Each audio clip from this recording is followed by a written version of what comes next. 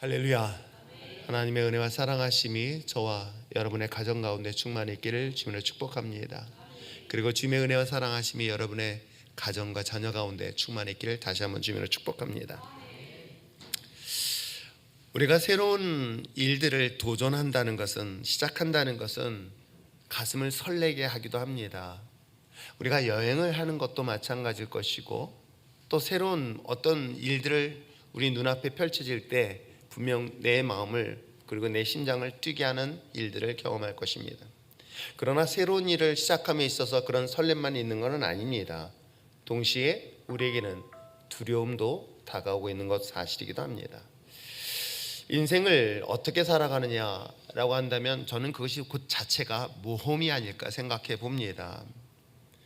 태어나서 부모의 곁을 떠나 이제 스스로 대학을 생활하고 있는 우리 신입 대학생들, 그들에게도 어찌 보면 새로운 환경에 대한 새로운 도전이 시작될 것입니다. 대학을 졸업하고 또 뿐만 아니라 취직을 하는 경우도 마찬가지겠죠. 세상에 녹록지 않다는 것들을 세상에 취직을 하면서 경험하고, 그 자체가 또한 인생에서는 한 번도 경험하지 못한 또 다른 모험의 세계일 수 있을 것입니다. 요즘은 군대가 좋아졌다고 합니다. 사병의 월급이 거의 100만 원 가깝게 되는지는 잘 모르겠지만 저 처음에 입대했을 때 2,800원인가 얼마인가 받았던 것 같아요. 그 돈 가지고 돈이 남았습니다. 3,000원 받았을 때는 돈을 저축했습니다. 왜 그런지 아십니까? 군대 내에 PX가 없어가지고 돈 쓸 데가 없었어요. 그런데도 불구하고 군대 생활은 정말 젊은 사람들에게는 또 다른 모험의 세계로 인도하는 길이 아닐까 생각해 봅니다. 사업을 시작하는 분들도 마찬가지 아닐까 생각을 하지요. 보장되어 있는 것이 아무것도 없는 가운데 새로운 사업을 시작한다는 것 또한 또 다른 인생의 모험의 순간일 수도 있고요. 저는 그 중에 또 하나가, 결혼도 그 중에 하나가 아닐까 생각해 봅니다. 교제를 하면서 이 사람은 나에게 행복할, 그리고 행복의 조건을 충분히 제공할 좋은 남자야, 여자야. 그러다니 이 사람은 평생을 하면 행복할 것 같아 라는 그런 선택을 합니다. 그러나 여러분은 어떻습니까? 그 자체도 어찌 보면 한 번도 경험하지 못한 새로운 모험의 세계에 들어가는 것이기도 합니다. 그러기에 대부분의 사람들이 기쁨과 동시에 그 마음속에는 걱정도 있고 근심도 있고 염려도 있을 뿐만 아니라 두려움이 있지 않을까 생각해 봅니다. 특별히 이번 주 오늘 떠나는 선교도 저는 마찬가지 아닐까 생각해 봅니다. 우리가 태국은 우본이라는 것은 여러 번 다녀봤기 때문에 익숙하기도 합니다. 그런데 인도네시아 팔렘방에 처음 선교지 갔었을 때는 사실 저도 한 번도 경험해 보지 않았기 때문에 두려웠던 것은 사실이기도 합니다. 물론 하나님이 함께 하신다라고 선포하고 담대하게 나가지만 그 마음 한켠에는 또 다른 두려움이 있는 것 사실이기도 합니다. 그런데 이번에는 우번만 가는 것이 아닙니다. 일주일 동안에 가는 코스 중에 하나가 그곳에서 버스로 그 먼 거리를 이동할 뿐만 아니라 라오스라는 곳에 우리 선교팀들이 처음 방문을 합니다. 라오스라는 곳에 가서 새로운 환경에서 적응한다는 것은, 물론 저도 몇 번은 가봤지만, 그러나 제가 갔었던 것은 선교사들을 주로 만나게 됐고 신학생들을 중심으로 해서 신학 강의를 했지, 현지인들과 직접적으로 만나서 우리가 K-팝 등 워십을 하고 복음을 전할 수 있는 기회라는 것은 결코 쉽지 않습니다. 왜 그럴까요? 그것이 바로 공산국가이기 때문에 그렇습니다. 한 번도 경험해 보지 못한 그러한 선교여행, 특별히 저에게는 큰 부담을 갖는 이유가 뭐 때문인지 아십니까? 그것은 제가 책임자의 자리에 있기 때문에 그렇습니다. 제가 편하게 혼자서 여행하는 거라면 아마 제 마음은 또 다른 기쁨과 설렘이 있을 것입니다. 그런데 이 선교팀 약 19명, 저를 포함해서 19명이 그 먼 거리를 이동하고 또 공산국가라는 곳에 방문해서 그곳에서 우리가 짧은 기간이 있지만은 한 번도 경험하지 못한 또 선교 일정을 펼쳐가는 과정에서의 그 무한 책임은 저에게 또 다른 짐으로 다가오는 것 또한 사실이기도 합니다. 그러나 또 한편으로는 제 마음속에 설레이는 것이 있다면 그것이 저에게는 또 다른 도전이 아닐까 생각을 하게 됩니다. 인생을 돌아보면 우리는 끊임없는 많은 선택 속에 살아왔습니다. 여러분 어떻습니까? 아무리 나는 도전을 싫어해, 나는 새로운 것을 싫어해 하지만은 우리가 인생 자체 살아가는 게 다 새로움의 연속인 것 아닐까요? 한 번도 살아보지 않은 인생들을 우리는 살아가고 있습니다. 우리가 취직을 하던 초등학교에 입학을 하는 것도 한 번도 경험해 보지 못한 새로운 환경과 상황 속에 접하게 되었고, 엄마 아빠의 울타리 속에 있던 어린 아이가 이제 초등학교 학교에 처음 입학을 했을 때 수업 듣다 말고 집으로 도망가는 아이도 있었다고 이야기를 들었습니다. 그렇듯 결코 새로운 모든 환경은 그들에게 있어서는 새로움의 연속인 것처럼 우리 인생도 마찬가지 아닐까 생각을 하게 되어집니다. 그 중에서 저는 제 인생 속에서 가장 모험이고 가장 큰 선택이란다면 저는 종교의 선택이었던 것이 아닐까 생각해 봅니다. 이 종교, 즉 신앙의 선택은 저의 인생의 모두를 바꿀 수 있는 그런 모험의 특별한 사례가 아닐까 생각해 봅니다. 왜요? 신앙생활 하기 전에는 그 모든 삶의 주인이 나였던 것이 이제 삶의 주인을 바꿔버리는 거예요. 즉 내가 집안에 있을 때는 그 집의 엄마 아빠가 나의 삶의 중심이었다고 한다면 학교 생활하면은 이젠 그 중심축이 바뀌게 되어지죠. 그런데 이거는 그곳에서 일정한 시간을 멈추고 돌아오면 집이라는 공간에 다시 돌아올 수 있지만 신앙은 그렇지 않습니다. 신앙은 집에 있으나 밖에 있으나 내가 어느 곳에 있든지 내 삶의 중심이 완전히 바뀌는 그런 놀라운 사건이기도 합니다. 그러기에 신앙의 선택은 저에게는 또 다른 모험의 순간이기도 했습니다. 따지고 보면 인생은 끊임없는 선택을 통한 모험의 연속이라고 정의를 내려도 크게 틀리지 않는 이야기일 것입니다. 어떤 모험은 때에 따라서는 만족할 정도로 성공의 결과를 가져다 주는가 한다면 또 어떤 모험은 비참하게 참담할 정도로 실패의 경험을 고백하기도 합니다. 그리고 그것은 과거에도 그랬고 현재도 그랬고 앞으로도 계속 진행될 것입니다. 혹시 내일 살아보고 이 자리에 와 계신 분 계신가요? 여러분, 내일을 살아보고 2025년을 살아본 사람은 단 한 명도 없습니다. 그러기에 미래라는 것은 아직 예측이 불가능한 것을 우리는 새롭게 시작하는 순간들일 것이고 그곳에는 끊임없는 선택이 왔을 때에 그 또한 새로운 모험의 순간이 아닐까 생각을 합니다. 그리고 그 문제는 앞으로 계속 될 것입니다. 그리스도인으로서 어떤 선택을 통해서 우리의 인생의 모험을 성공할 수 있을까? 라는 그런 질문을 던져봅니다. 어떻게 하면 내가 그리스도인으로서 세상을 살아가는데 한 번도 경험해 보지 못한 그런 순간의 선택을 하고 그 선택이 나에게 또 다른 모험이 될 텐데 그 결과를 예측해야 되는데 이게 혹시 실패가 아니라 성공의 결과를 기대하면서 간다면 여러분 어떤 결과를 기대하면서 그리고 어떤 선택을 할 것인가를 진지하게 고민하는 시간이 되어지길 바랍니다. 사실 오늘 이 본문도 그런 내용에 대한 이야기를 하고 있습니다. 예수님의 12명의 제자 중에서 유난스러웠던 베드로의 이야기이기도 합니다. 그 베드로는 놀랍게도 물 위에 뛰어드는 그런 놀라운 기적을 경험함과 동시에 그는 물에 빠지는 그런 참담한 결과도 성경을 통해서 소개하고 있는 이야기이기도 합니다. 여러분 어떻습니까? 어떻게 보면 참 무모한 도전이고 이게 과연 신앙인으로서? 라는 그런 질문을 하게 된 내용이기도 합니다. 베드로가 그 짧은 시간 동안에 잠시 동안 이 모험은 성공도 했지만 그러나 또 실패도 경험했던 이 이야기, 그것은 마치 우리 인생의 이야기가 아닐까 생각해 봅니다. 인간으로서는 최초의 기적을 물 위를 걷는 그런 기적을 경험했던 베드로, 그러나 동시에 그가 물에 빠짐으로 인하여 예수님의 도움을 경험했던 인물이기도 합니다. 그러면 이걸 한번 우리의 삶 속에서 한번 경험해 볼까요? 우리는 인생에서 끊임없는 선택 속에서 미처 알지 못하는 것들을 선택합니다. 근데 그 순간 선택하는 순간에 잠시 기쁨과 만족의 결과를 얻을 수 있습니다. 그런데 정반대로 실패를 하거나 어려움을 만날 수도 있습니다. 그런데 그 어려움 순간 속에서 무엇을 경험하는지 아십니까? 하나님의 은혜를 경험하는 거예요. 그게 바로 구원이라고 이야기해도 큰 무리 없는 해석일 것입니다. 내 인생의 큰 위기의 순간에 이것 또한 미지의 세계 속에서 모험이여 선택이었는데 그 모험의 선택 순간에 그 죽음의 순간에서 하나님이 나를 건져주신 이 놀라운 이야기는 오늘 베드로의 이야기를 통해서도 우리의 삶에 충분히 발견할 수 있는 내용이기도 합니다. 그래서 저는 이 말씀을 묵상하면서 인생은 참 두 부류의 인생이 있을 수 있겠다. 첫 번째는 배가 안전하다고 믿고 배 밖으로 뛰어내리지 않는 인생이 있습니다. 내가 이 배 안이 안전해. 그래서 나를 지켜줄 수 있을 거야. 비록 바깥은 풍랑이 일고 거칠어. 그래서 곧 위기가 있음에도 불구하고 그래도 배 안에 있는 게 더 안전할 것 같아서 뛰어내리지 않는 인생이 있는가 한다면, 정반대로 아무리 배가 안전하다 할지라도 그럼에도 불구하고 그 안전한 배에서 뛰어내리는 또 다른 인생이 있을 것입니다. 그러나 저는 두 인생 또한 존중받아야 된다고 믿습니다.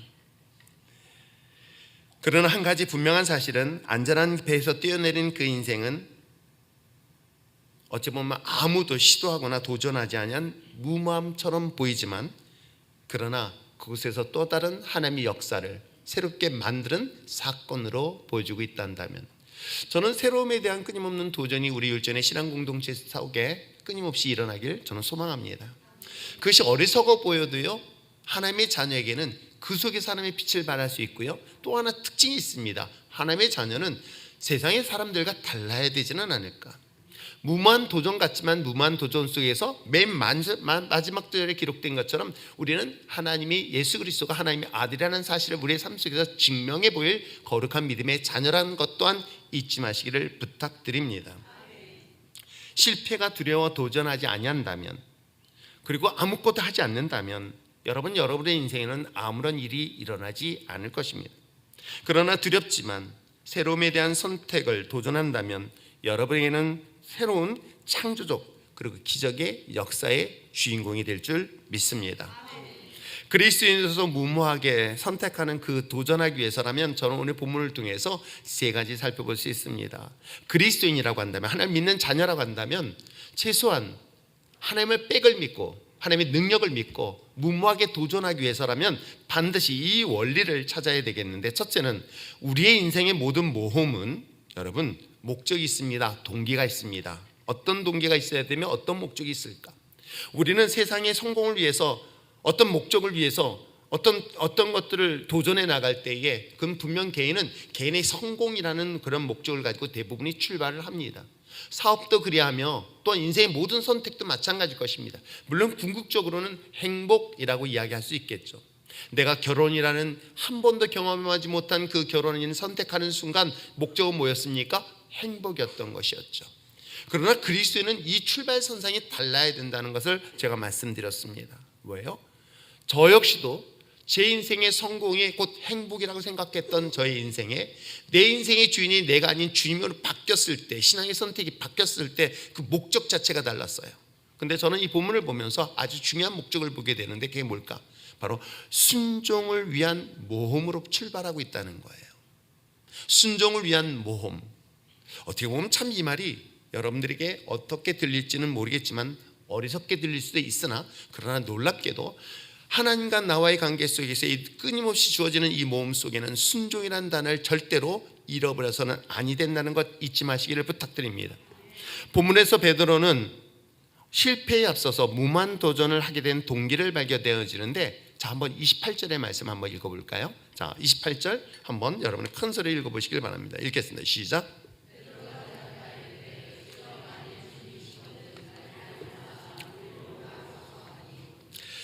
제가 이 말씀을 묵상하면서 제가 이런 단어 속에서 하면서 깊이 고민하고 또 묵상하면서 그것에서 제 마음속에 감동도 있었고, 이런 이야기를 들었으면 우리 성도들의 반응은 어떨까? 이 내용은 이런 거예요.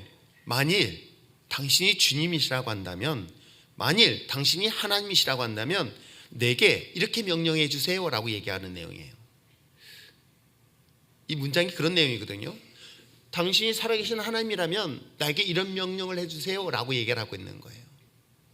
지금 눈앞에 보이는 유령처럼 보이는 이 주님을 보면서 베드로가 이야기하고 있습니다. 당신이 주님이시라면, 하나님이시라고 한다면 어떻게 해요? 나에게 명령하라고 이야기합니다. 어떤 명령이요? 무리를 걸어서 당신에게 오라고 하는 내용인 거예요.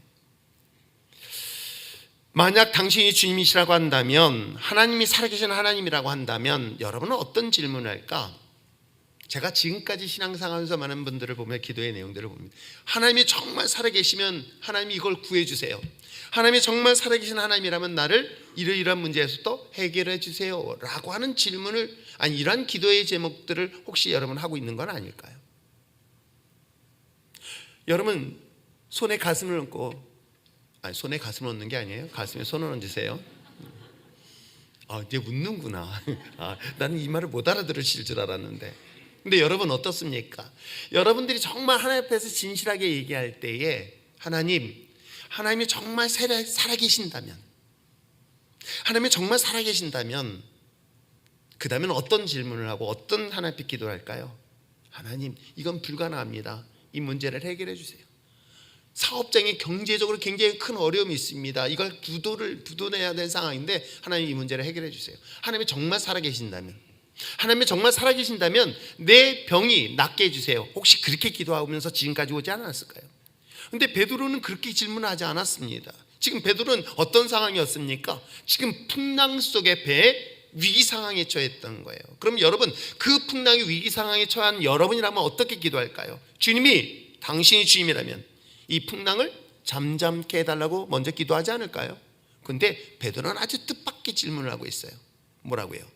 만약 당신이 주님이라고 한다면 나를 물 위로 걸어서 당신에게 올 수 있도록 명령을 하라고 이야기를 하고 있는 거예요. 제가 이 말씀을 쭉 묵상하면서 우리 성도들 중에서 누군가가 나에게 이렇게 이야기한다면 나는 정말 행복한 목회자가 될 수 있다 없다? 네, 행복할 것 같아요. 목사님, 뭐든지 명령하세요. 제가 순종하겠습니다. 그게 아니라 목사님이 명령하기 전에 피하고 도망가려 하죠.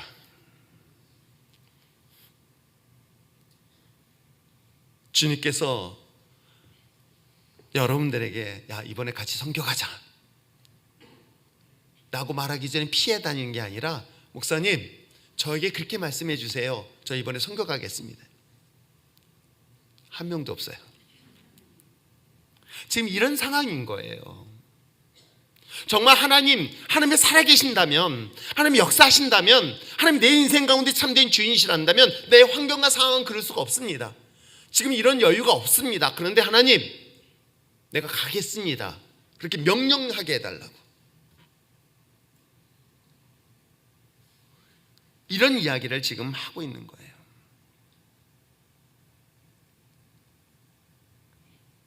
본문의 내용을 자세히 살펴보면 주님께서는 이 무모한 도전을 베드로에게 이야기한 것이 아니라 베드로가 주님 앞에 무모한 이야기를 하고 있는 내용이기도 합니다. 주님께서 베드로에게 너 물 위를 걸어와라 라고 이야기한 게 아니었습니다. 오히려 정반대로 베드로가 이야기를 하고 있는 거예요.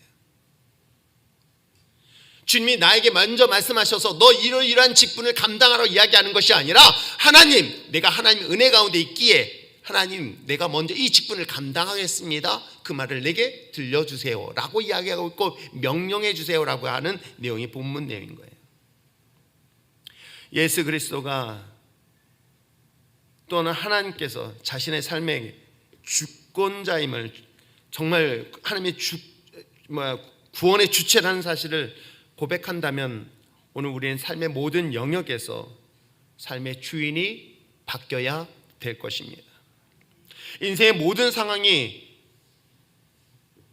하나님의 은혜 가운데, 하나님의 역사하신 가운데 모든 환경을 허락하신 것이라고 한다면, 때에 따라서 내가 만족하지 못한 상황이 있을지라도 그 또한 하나님이 허락하셨다고 한다면, 내가 기대하는 것과 다른 그런 결과를 하나님이 주셨다 하더라도 이 모든 것들이 하나님이 허락하신 그런 범위 안에 있다고 한다면, 여러분 그 상황을, 하나님 좋습니다, 이 상황을 내가 순종하겠습니다 라고 하는 것이 어찌 보면 우리 인생에 끊임없이 다가오는 모험의 세계를 승리해낼 수 있는 것은 아닐까요? 저는 오늘 본문을 보면서 또 하나의 묵상하게 되는 것은 이 본문과 같이 비교되는 또 하나의 문장이 있어요. 그게 마가복음입니다. 마가복음 6장 48절의 말씀을 한번 볼까요? 마가복음 6장 48절. 자, 같은 내용입니다. 같은 내용인데 내용이 조금 다른 내용이 나와요. 자, 한번 읽어볼까요? 시작. 바람이 거스름으로 제자들이 힘겹게 놓아졌는 것을 보시고 밤 사경쯤에 바다 위로 걸어서 그들에게 오사 지나가려고 하심에 이게 요 문장 속에서요, 우리 마태복음 14장의 내용하고 다른 하나의 문장이 나와요. 단어가 나와요. 그게 뭔지 아세요? 패스바이라는 단어예요. 지나가신다는 거예요. 그래서 주님이 지나가는데 베드로가 불렀을까? 이 고민을 하게 되는 거예요. 근데 이 내용 전체는 사실은 풍랑 속에 고통당하고 있는 제자들을 보고 주님께서 그 바다 한가운데 누구를 향하여 왔습니까? 제자들을 향하여 왔어요. 그런데 놀랍게도 마가복음에서는 그 주님이 지나가시는 장면으로 소개를 하고 있어요. 그러면서 제가 이런 생각해 봤습니다. 여러분, 하나님은 우리 삶 가운데 중심되어져 있음을 믿습니까? 여러분, 여러분의 인생의 전부가 하나님이 우리의 삶을 통치하시고 다스리고 있는 사실을 믿습니까? 근데 하나님이 우리를 무시할까요? 우리가 하나님을 무시할까요? 잘 보시기 바랍니다. 내 인생의 모든 것들을 주관하시고 다스리시는 그분이 하나님이세요. 그런데 패스바이, 내가 누구를 무시하고 지나가는가? 하나님이 나를 무시하고 지나가는 것이 아니라 사실은 우리 인생에서 나 자신을 보니까 내가 하나님을 무시하고 내가 스쳐 지나가고 있더라는 거예요. 그런 삶을 지금 살고 있는 내용이 오늘 이 본문에서 이야기하고 있는 내용이기도 합니다. 나의 인생에서의 주님의 존재를 무시하고 또한 그 주님의 존재를 우리 삶 속의 주인으로 모시지 않는다면 그분은 우리 인생 가운데 패스바이, 지나가신다는 거예요. 순종을 위한 모험이란 주님께서 말씀하시는 것뿐만 아니라 오히려 주님의 뜻을 묻고 주님이 명령하신다면 내가 무엇이든지 순종하겠습니다. 한 번도 걸어보지 못한 그 길일지라도, 한 번도 경험하지 못한 그 길일지라도 하나님이 나와 함께 하시고 주님이 내게 말씀하시고 내게 명령하신다면 나는 기꺼이 그 말씀에 순종하겠습니다 라는 내용이 오늘 본문이 우리에게 주는 내용이기도 합니다. 그러므로 인생의 모험이라는 것은 바로 하나님의 말씀에 순종하는 것부터 출발할 수 있는 저와 여러분 되시길 바랍니다. 왜요? 두 번째, 그것이 바로 그리스도인들의 믿음의 표현이기 때문에 그래요. 믿음의 과정이고 믿음의 훈련이기 때문에 그렇습니다. 우리가 모든 사람과의 관계 속에서도 상대방에 대한 모습들을, 진정성을 알기 위해서라면 우리가 반드시 표현해야 될 것들이 있습니다. 눈으로 말하는 것이 아니라 말로 말하시기 바랍니다. 사랑해, 감사해. 어제도 어느 한 자매하고 상담하면서 참 그 말 한마디 듣기가 어려웠었다 라는 이야기를 할 때 그 남편이 미안하단 말을 스쳐 지나가는데 그 말이 제 마음속에 큰 감동으로 왔다라고 얘기를 하더라고요. 그 표현하기가 그렇게 어려운지, 고맙다는 말, 미안하다는 말, 감사하다는 말. 여러분, 이것은 표현을 할 때에 자신뿐만 아니라 상대방에게 위로가 줄 수 있고 힘이 되어줄 수 있고 용기가 되어지며 그것을 통해서 하나님께서 회복이라는 역사를 준다는 것 여러분 아십니까? 근데 마찬가지입니다. 우리들의 신앙도 마찬가지인 거예요. 우리에게 이 도전이라는 것은 우리가 믿음으로 삶을 살아가는 데 있어서 믿음을 더 강화시키는 훈련의 연속성이다. 잊지 마시길 바랍니다. 몸은 또 다른 표현으로 말씀드린다면 그것이 곧 믿음의 표현이다. 믿음이라는 것은 반드시 모험을 따르고 있기 때문에 그래요. 여러분, 믿음이 있다는 것은 새로움에 대한 끊임없는 도전이기 때문에, 그렇기 때문에 반드시 믿음에는 뭐가 따른다? 모험이 따른다. 이렇게 이해하셔도 크게 무리 없는 해석일 것입니다. 베드로가 예수님께서 바다 위를 걸어오라 말씀하시는 것에 대한 요청을 했었을 때 주님은 29절에 오라라고 명령을 합니다. 무모한 도전에 대한 주님께서 허락하시는 내용이 오늘 28절과 29절 내용이에요. 어찌 보면 베드로의 무모한 요구는 예수님께서는 황당할 수 있습니다. 그런데도 불구하고 무리를 걸어오라 라고 하는 그 명령을 주님께서 허락하세요. 즉 우리 인생에서 내가 감당할 수 없는 무모한 어떤 환경과 상황이 있습니다. 근데 이것을 주님께서 허락하셨습니다. 너 이 무모한 환경과 상황 도전하렴, 모험하렴 라고 이미 무건에 우리에게 명령하셨고 허락하셨습니다. 무엇 때문에 하셨을까요? 무엇 때문에 하나님께서는 내가 감당할 수 없는, 그리고 전혀 경험하지 못한 그런 생소한 환경을 하나님이 허락하셨고, 이것을 허락하심 속에서 이 상황을 우리에게 주어졌을까? 인생에서 우리에게 다양한 과정의 테스트를 저는 경험하고 이것을 통과하는 과정이라고 저는 믿습니다. 다만 이를 통해서 우리는 그 테스트를 통해서 자신의 능력, 자신의 실력, 자신을 점검할 수 있는 그 중요한 순간이 된다는 것 여러분 아십니까? 실패했을 때 비로소 자신의 한계, 자신의 부족함, 자신의 능력을 확인할 수 있습니다. 저는 높이뛰기에 대해서 잘 모르는데 우리나라에 한 청년이 있어요. 몸의 균형을 보면은 근육질의 남자는 아니에요. 근육질의 젊은 청년은 아니에요. 삐쩍 말랐어요. 근데 그 젊은 아이가 그 사람들 앞에서 박수를 막 치고 그 얼굴의 표정을 보면 저 친구 참 신기하다. 그러니까 저도 모르게 같이 뛰어요. 어떻게 해요? 누워있다가 저도 같이 뛰어요. 혹시 아세요? 남자들 축구 보다 보면은 같이 발길질하는 거? 똑같아요. 그 청년이 그 높이 뛰기 위해서 몸을 착 뛰어 올라가죠 할 때요, 저도 모르게 힘이 차서 올라다가 손이나 어디에 딱 걸려서 넘어지고, 거기서 이제 자기의 한계 수치. 저는 마치 우리들의 삶 속에 다가오는 이 수많은 이런 모험, 이것은 때에 따라서는 실패를 통해서 내 한계가 여기까지구나 라는 것을 점검하는 중요한 순간이라는 것을 우리는 먼저 꼭 인식하셔야 할 줄 믿습니다. 왜요? 오늘 31절에 그 답이 있기 때문에 그렇습니다. 자, 31절 읽겠습니다. 시작. 예수께서 즉시 손을 내밀어 그를 붙잡으시며 이르시되 믿음이 작은 자여 왜 의심하였느냐 하시고. 지금 이 상황을 주님께서 진단해 주시는데 어떻습니까? 여기는 책망의 소리가 아니에요. 믿음이 없다라고 얘기하지 않았습니다. 너의 믿음이 여기까지다. 믿음이 적은 자다. 그 이유가 뭐 때문이다? 의심 때문이다라고 정확하게 예수님은 진단해 주시고 있는 것입니다. 자신이 소유하고 있는 믿음의 크기, 이것은 무엇을 통해서 알 수 있다? 바로 무모한 도전을 통해서 점검할 수 있다 없다? 있다라는 내용을 성경은 이야기를 하고 있어요.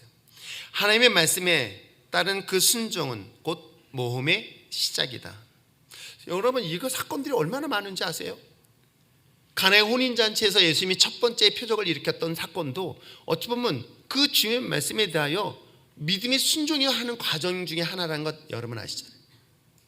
그 하나님의 주님께서 이 물을 갖다 주라 했었을 때 이 주님의 명령은 어찌 보면 이건 감당할 수 없는 내용인 거예요.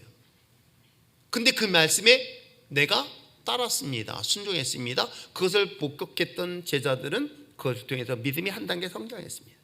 오병의 기적 사건은 어떻습니까? 이것은 하인들을 통해서 눈으로 봤던 경험이에요.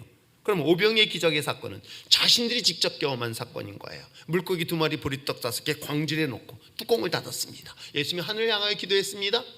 반드시 뚜껑을 닫아야 돼요.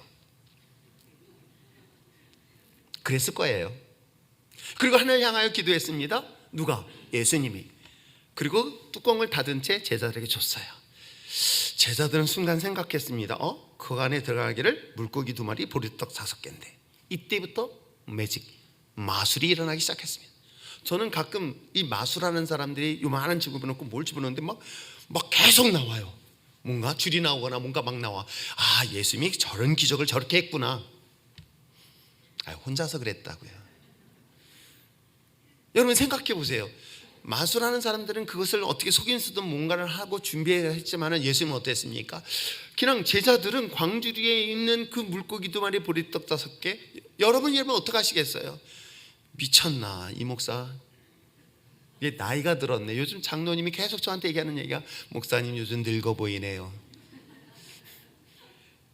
그래서 염색했어요. 또 여러분 어떻습니까? 이런 주님의 무모한 명령은 제자들에게는 이거는 감당할 수 없는 거예요. 그런데 우리가 잘 알고 있는 가나의 혼인잔치는 제자들은 구경만 한 거예요. 그런데 오병의 기적은 본인들이 직접 하고 있는 거예요. 무 때문이었을까요? 오늘 성경 본문에 기록된 것도 마찬가지예요. 문전 도전한 것은 베드로였습니다. 당신이 정말 주님이시라면, 당신이 하나님이라면 나를 정말 이 무모한 도전을 할 수 있게끔 나에게 힘주세요. 그랬더니 주님이 그래 한번 해봐 그랬어요. 자, 거기까지 했었을 때 그 말씀을 따라 물 위를 뛰어들었습니다. 갔습니다. 잠시 동안 성공했습니다. 그런데 어떻습니까? 물에 빠졌습니다. 뭐 때문에? 두려움 때문에. 그러면서 주님께서 그를 건지시면서 뭐라 그래요? 믿음이 적구나 라고 얘기를 해주는 거예요.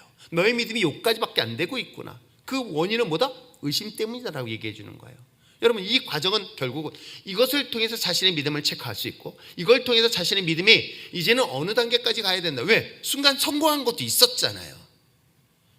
내가 그 순간 성공한 그 사건을 통해서 이걸 도전하지 않았다면, 이 문만 도전을 하지 않았다면 내가 이 상황에서는 이 믿음을 가지고 여기서 성공할 수 있고, 이럴 때는, 이랬을 때는 실패할 수 있구나라는 것들을 우리는 경험할 수 있는 중요한 순간이라는 것 여러분 아셔야 되지는 않을까요? 왜요? 앞으로 여러분들은 이런 무모한 도전을 계속해 나갈 것입니다. 거기에는 분명히 성공도 있고 실패도 할 수 있을 것입니다. 그러나 어떠한 상황 속에서 실패할 수 있고 어떤 상황에서 성공할 수 있을까? 뭐 때문에? 내 믿음이라는 것을 이 모험을 통해서 알 수 있는 것은 아닐까요? 하나님 말씀에 대한 순종은 모험의 시작이라고 분명히 말씀드렸습니다. 그것은 바로 우리의 믿음에 대한 끊임없는 도전으로 출발하고 있는 것입니다. 도전하지 아니한다면 아무 일이 일어나지 않습니다. 그러나 아무 일이 일어나지 않는 것뿐만 아니라 여러분 믿음 또한 아무것도 성장할 수 없다는 것입니다. 여러분이 그 길을 걸어가지 않는다면 여러분은 더 이상 길이 없을 것입니다. 하나님의 말씀을 듣는다면 여러분의 인생에서 또 다른 무모한 도전 같지만 믿음을 위한 훈련의 과정임을 잊지 마시기를 부탁드립니다. 그렇다면 여러분, 주의 말씀에 순종하고 그것을 믿음으로 간다면 확률이라는 게 있잖아요. 그렇잖아요. 결국은 여기에서 하나님의 놀라운 명령에 따라서 순종했고, 그래서 무모한 도전을 통해서 믿음이 성장하는 과정이었다면 그 결과가 있는데, 여러분 이런 결과를 있다면 누군들 도전하지 않을 사람이 있을까? 그게 뭘까 생각했더니 실패가 없다는 거예요. 믿기 싫으면 관두세요.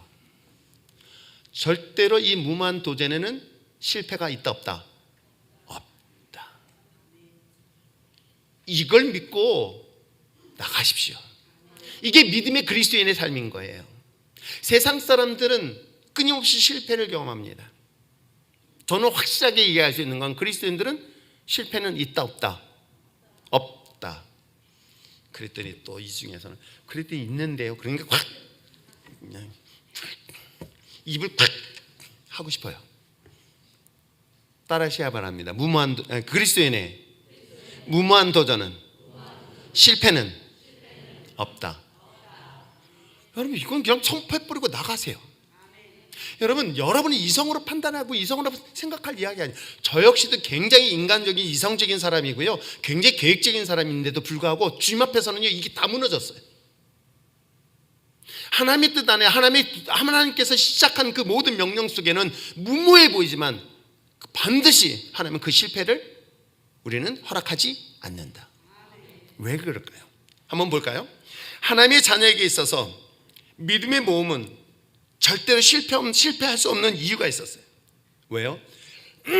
베드로의 무모한 도전은 잠시 성공되어 있었습니다. 그러나 또 잠시 물에 빠지는 실패가 보여집니다. 그러나 결과는 어떻습니까? 볼까요? 29절 30절 읽어보세요. 자, 29절 30절 읽겠습니다. 시작. 오라 하시니 베드로가 배에 내려 물 위로 걸어서 예수께로 가되 바람을 보고 무서워 빠져가는지라 소리질러 이르되 주여 나를 구원하소서 하니.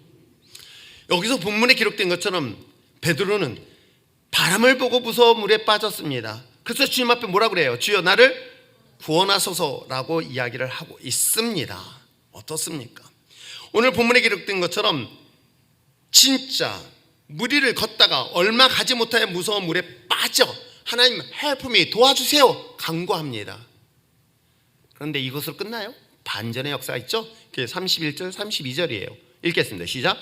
예수께서 즉시 손을 내밀어 그를 붙잡으시며 이르시되 믿음이 적은 자 왜 의심하느냐 하시고 어떻게 해요? 배에 함께 오름에 바람이 그쳤다라고 기록하고 있어요. 여러분, 그럼 베드로 인생에서는 이 무모한 도전은 결과는 어떻게 됐습니까?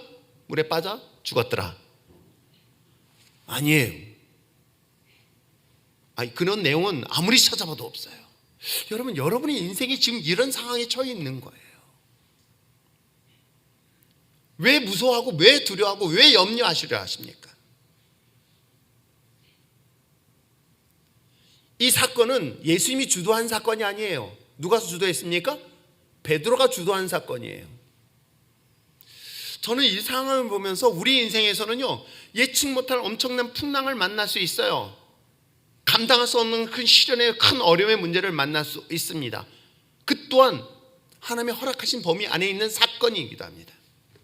이 엄청난 사건 속에서 저는 이 본문을 보면서 또 다른 무모한 도전하는 거예요. 그래, 하나님, 내가 이런 어려움이 있다면, 하나님 이 환경이 있다고 한다면 나 이거 피하는 게 아니라 이 과정을 뚫고 나가게 해달라고 선포 좀 해주세요. 뭐가 두렵습니까? 육신의 질병이, 감당할 수 없는 육신의 질병이 저에게 왔습니다. 아싸, 보험금 나온다. 철없는 제 생각이에요. 여러분 잘 모르시죠? 탁 해가지고 저 전에 병원에 가서 딱 해서 심부전맥 혈전증, 난 그게 뭔 줄 몰랐어요. 그렇게 크게 대단한 병인 줄 몰랐어요. 그런데 보험회사에서 딱 진단을 못해 이거 큰 겁니다 하면서 돈이 얼마가 들어왔어요. 저는 병이 중요한 게 아니라 돈이 들어온 게 너무 행복했어요. 그런데 그 다음엔 폐색전이에요. 폐에 이제 혈전이 떨어졌대요. 그래서 그 증명을 져가지고 뭐예요? 또 돈 받았어요. 너무 행복했어요. 그래서 우리 집사는 뭐인지 아세요? 철이 없다 그래요. 아니에요. 전 제 이름에 철이 있습니다. 여러분의 인생에서 이런 풍랑의 문제를 만날 때 이 본문을 잘 묵상해 보시기 바랍니다. 왜 두려워합니까? 왜 염려합니까? 만약 이런 상황이 있을 때 하나님 이것을 통해서 나에게 어떻게 역사하실까를 기대해 보시면 어떨까요? 왜요? 본문에 기록된 것처럼 베드로는 실패하지 않았습니다. 결론적으로 본다면 어떻습니까? 하나님의 그 속에서 그를 구원시켜줬습니다. 건져주셨습니다. 그것이 우리들이 하나님을 믿는 하나님의 거룩한 믿음의 자녀들의 삶의 모습이라는 것을 분명히 성경은 이야기를 하고 있는 것입니다. 예수 그리스도께서 실패하려는 그 베드로의 손을 잡아 그를 배 위에 올려주셨습니다. 그게 바로 우리들의 인생이었던 거예요. 그게 주님이 우리에게 준 은혜였던 것입니다. 그러므로 저는 감히 말할 수 있어요. 믿음에는 실패가 없다. 실수는 할 수 있어요. 그러나 실패는 없다. 이 부분에 대해서는 조금 더 의심하지 마시고요, 두려워하지 마시고 염려하지 마시고 강하고 담대함으로 믿음의 눈으로 바라보시며 앞으로 나갈 수 있는 여러분 되시길 바랍니다. 그것은 내가 하는 것이 아니라 주님이 여러분과 함께 하시기 때문인 거예요. 주님이 함께 하심에 대하여 여러분 패스바야 하지 마시고, 그를 무시하여 그를 지나치려 하지 마시고, 여러분 인생 가운데 정식으로 초청해서 하나님, 주님이 나와 함께 하시기에 내 이 엄청난 풍랑 앞에 나가겠습니다 라는 순간, 여러분 놀랍게도 홍해바다가 갈라진 것처럼 요단강이 갈라지는 놀라운 역사를 반드시 경험할 뿐만 아니라 여러분 인생에서 여리고성이 무너지는 놀라운 역사를 분명히 보게 될 줄 믿습니다. 자신의 믿음 그리고 자신에 대하여 더욱더 마음을 강하고 담대하시기 바랍니다. 실수는 있어도 여러분의 인생에는 결단코 실패는 없습니다. 예수님의 말씀에 때에 따라서 인생의 무모한 도전 같아 보이지만 한 가지 분명한 사실은 그 말씀의 순종함의 결과는 결코 실패는 없습니다.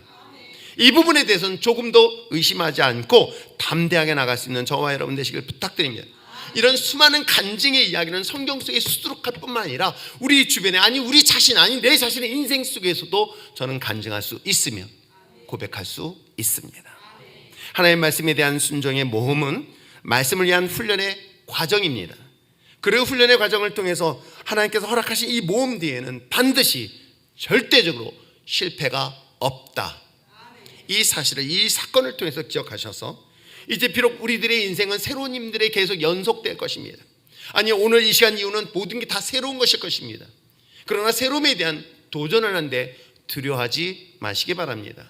오히려 기대하시기 바랍니다. 나를 통하여 하나님의 새로운 창조적 역사가 우리의 삶을 통해서 간증되어지기를 소망하면서 나가기를 부탁드립니다. 창조적이며 창의적인 그런 기적을 위한 새로운 도전이 우리 율정교회 신앙 공동체 모두 그 마음속에 불타올라 새로움에 대한 도전을 통해서 하나님의 살아계심을, 하나님의 영광을 드러내며 자랑할 수 있는 거룩한 신앙 공동체가 되기를 주님 축복합니다. 기도하겠습니다.